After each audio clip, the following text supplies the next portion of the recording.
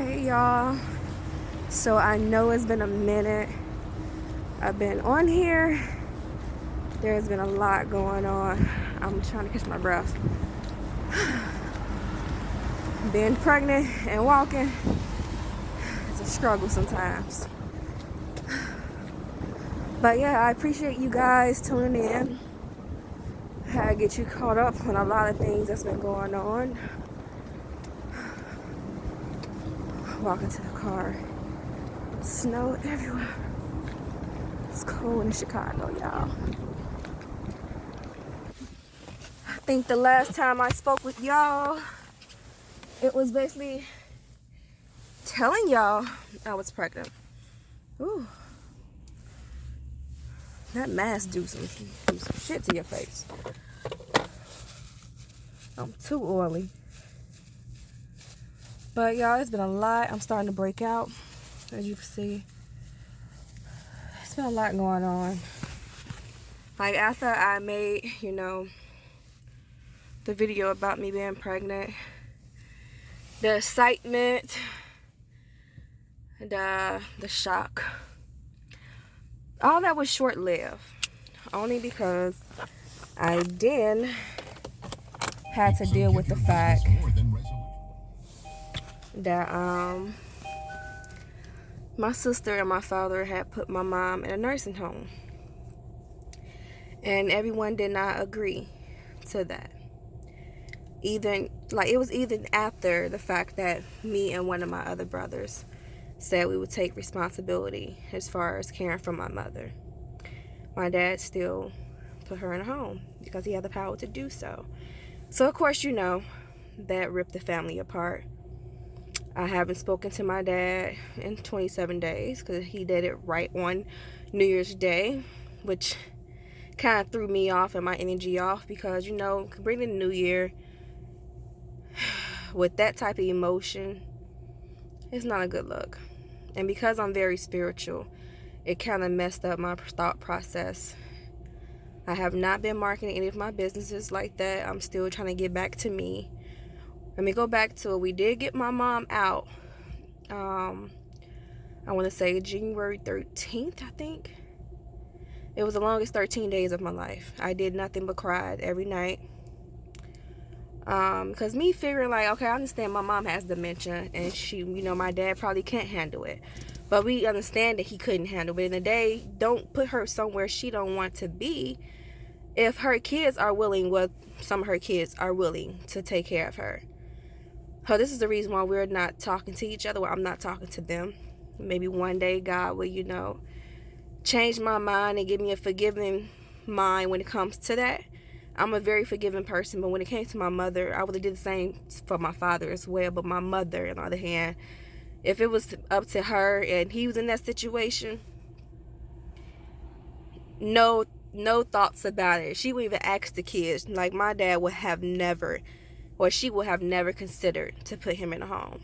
So this is how I feel about the situation. So yeah, I'm like into it with, my dad's side of the family a little bit.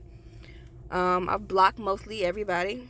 Because in the day, if you weren't part of the solution, I'm not going to go back and forth with you, especially with this pregnancy, because it was unexpected. Then we having issues with that. So it's a lot going on. I found out, I think it's called gestational diabetes or something like that.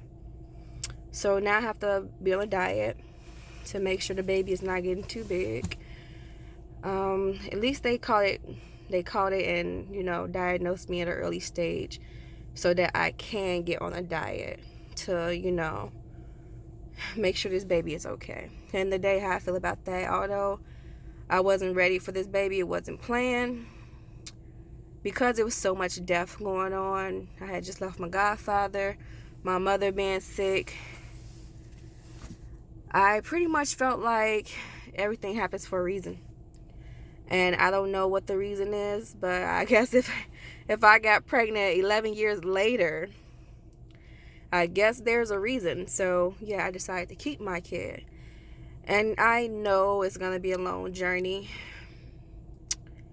But in the day, my first kid was a long and hard journey. So, I would just do what I have to do as far as a mother, period. At least with my first kid, I was very stressed. I was in school, trying to work and be a single parent. Now that's very stressful. But I managed to do it. Like I said, I finished the BS and my MBA. So I did what I had to do. Now that I'm just dealing with my mom's situation, I just feel like it's always something. It's always a situation. I can never get a breath. But you know what it is? I'm not going to even question the fact, because I know he give his battles to his strongest people that would step up to the plate and fight that battle. And I know for a fact it was me. It had to be me, because if it wasn't anyone else, my mom would still be in a nursing home. And I know she don't deserve it. Like, I understand, like, we're not dealing with my mother per se because of her mental disability now, but before my mom got sick, she would give you her shirt, her coat, her socks, a place to lay your head. She gave all that to the next person, never asked questions. She just always been a helping hand. So it's just like me knowing who my mom was and what she stood for, and for my family to be so quick to throw her somewhere that she don't want to be, because even in her sickness, she'll still tell me, like, Stephanie, don't let them put me in a home. And you know, that stuck with me because of the fact that I fought. When I tell y'all, I fought for my mother. And me and my brother, like I said, we got her out. It took 13 days, but we got her out. And the only thing kept coming to me is, like, I kept remembering that was one of our conversations. Like, don't, Stephanie, don't ever let them put me in a home. And the day, if my mama couldn't fight her fight, I was going to fight her fight. My mom and dad is 71 and 72, I believe. Might be 70, 71. They're up there. I was a surprise baby. But I just feel like, because I don't know how long I have left with my mother, I'm going to do all I can do, because I didn't have that much time as far as my siblings had. My oldest sibling could be my parent. My oldest sibling is like in his 50s or some shit like that. So it's just like, I already felt like I lost my mom at an early age, because she's been sick for like almost 4 years, four or 5 years. So I will say that at least she was at my graduation mentally, when I received my MBA. So that's one thing I can say I had experience with her. But having those conversations, I really didn't try to cry on this, but having those conversations, you know, about life and motherhood that you want to have with your mother, it was kind of short-lived with me. But I know that my God got me, and everything's gonna be okay, y'all. This was not planned, but I just wanted to get on here and talk to you guys for a minute, because I know I have not been on here in like almost 2 months, because I have been dealing with so much. And Stephanie gonna get back to her, and we gonna get back to the conversations. I'm gonna talk to you guys more about the pregnancy, because I did say I wanted to keep y'all involved. And we gonna continue to motivate each other, y'all. We gonna do what we gotta do. No matter how hard it get, we gonna keep pushing. Alright, I'm see y'all. Just left my doctor's appointment. Finna go pick up my friend, and we're going shopping. Y'all have a good one. Stay safe.